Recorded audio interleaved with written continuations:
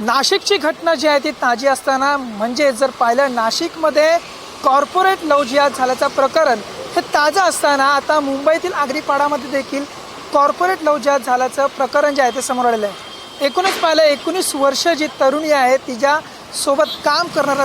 तिचा जो सहकारी मित्र आहे तिचा जो नंबर आहे व्हॉट्सअप ग्रुपच्या माध्यमातून तिने नंबर मिळवला आणि तिला थेट जे आहे तो मेसेज करायला लागला, अश्लील मेसेज करायला लागला व अश्लील फोटो तिला टाकायला लागला, प्रॉन्स व्हिडिओ तिला टाकायला लागला। त्यानंतर हे संपूर्ण प्रकरण त्या मुलीने थेट आपल्या वडिलांना सांगितलं। वडिलांनी थेट संबंधित असलेल्या आगरीपाडा पोलीस स्टेशनमध्ये जाऊन ही तक्रार दाखल केलेली आहे। मी सध्या आगरीपाडा या पोलीस स्थानकात आहे आणि या पोलीस स्थानकामध्ये जे आहे ते त्या मुलीने व तिच्या कुटुंबियाने याकडे जे आहे ते तक्रार दाखल केलेली आहे। एकूणच संपूर्ण जर प्रकरण पाहिलं तर हे दोन्ही तरुण जे आहे तरुणी आणि तरुण एकाच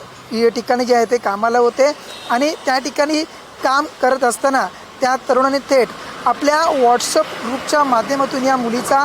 फोन नंबर जो आहे तो मिळवला आणि तिला अश्लील मेसेज जो आहे तो करायला लागला होता। त्यानंतर थेट या मुलीने आपल्या घरच्यांना ही संपूर्ण माहिती दिली आणि थेट पोलीस स्टेशनमध्ये कुटुंब पोहोचले आणि या विरोधात तक्रार जी आहे ती दाखल करण्यात आलेली आहे। त्यामुळे जर पाहिलं एकूणच या अशरफ सिद्दीकी हा तरुणांनी जे आहे ते एकूण 3 मुलींना अशाच प्रकारे जे आहे ते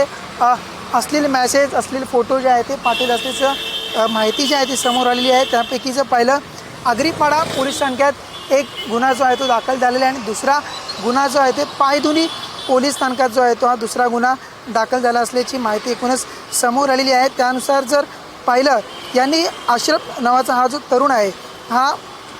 असेच मुलींना जो आहे तो मेसेज करायचा आणि असे अश्लील फोटो जो आहे तो टाकायचा आणि त्यानंतर त्याने एक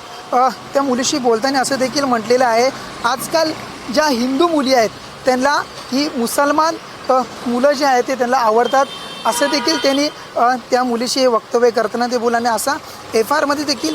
तो नमूद करण्यात आलेला आहे। त्यामुळे जर पाहिलं आता अशरफ सिद्दीकी या आरोपीवरती जे आहे ते थेट आगरीपाडा पोलीस स्थानकात त्याचबरोबर पाहिलं पायधुनी पोलीस स्थानकात जे आहे ते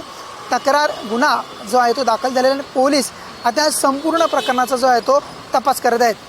कॅमेरामन जितेश नागोडकरसह अविनाश माने, LS मराठी, मुंबई।